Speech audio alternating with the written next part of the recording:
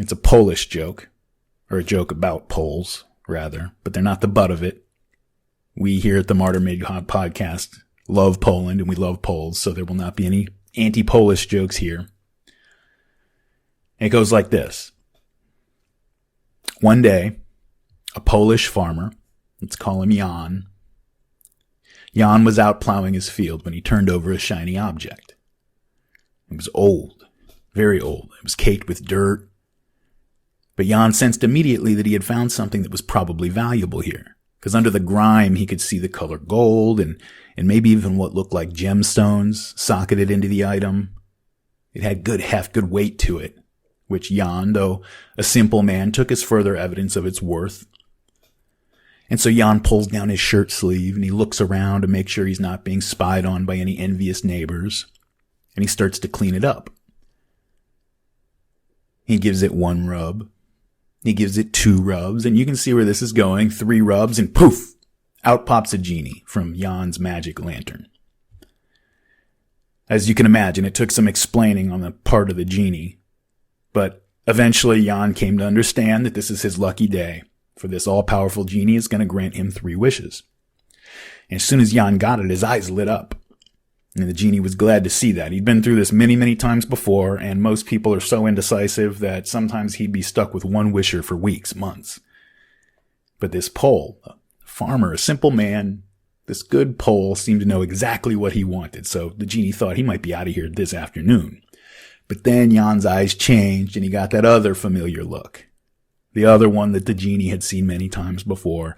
The genie said, "Oh, I got excited there. I thought you knew what you wanted." And Jan says, "Oh, I do. I just have to think of how I want it." "Interesting," says the genie.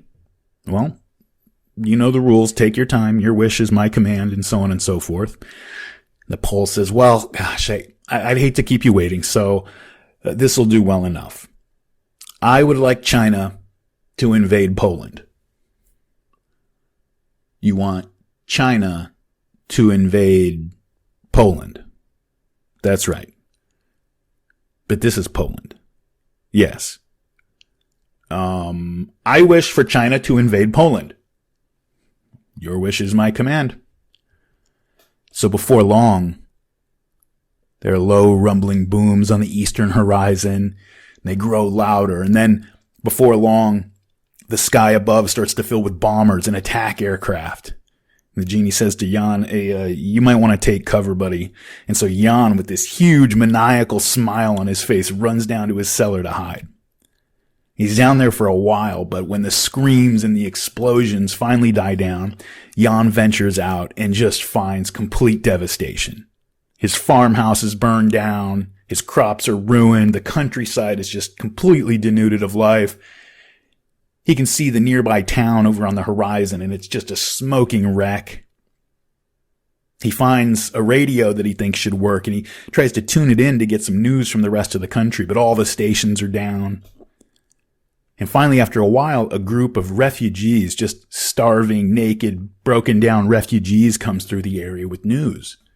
All of Poland is destroyed, they say. Cities sacked, millions dead. And Jan is just ecstatic. He's laughing like a hyena. The refugees think this guy, like so many others they've come across on their travels, has just been driven insane by deprivation and suffering, never suspecting that it was Jan who had brought this misery down on their country in the first place. When the refugees pass, Jan pulls out his lamp, gives it 3 quick rubs, and says, "Ready for my second wish." And the genie looks at him, kind of a concerned eye.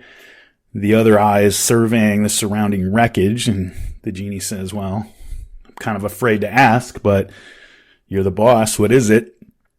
"I wish for China to invade Poland again." "You wish for..." "Okay, your wish is my command."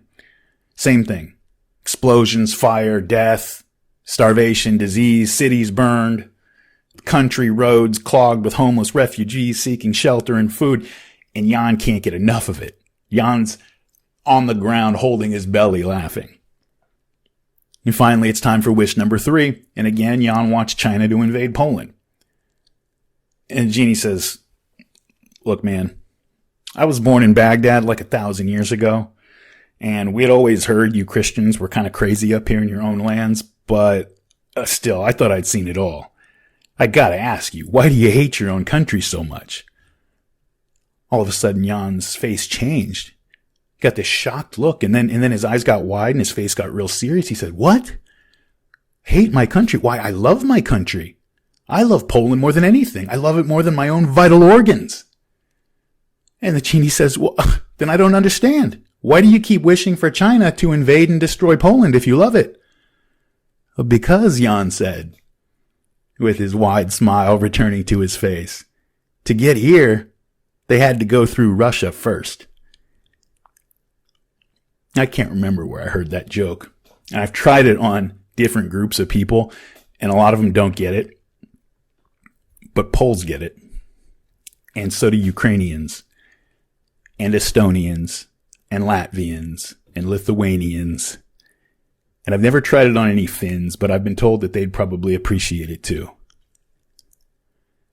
See, a lot of people over in Eastern and Northeastern Europe, that area that the author Timothy Snyder called the Bloodlands, where the soil has been fertilized with the blood and bodies of millions of people caught in the gears between Hitler and Stalin. A lot of people in the Bloodlands to this day still take a pretty dim view of Russia, in a way that's kind of hard for us to relate to over here in America in some ways, because we don't really hold historical grudges in quite the same way, except maybe against ourselves. But, our collective memory tends to extend to roughly what we had for dinner last night.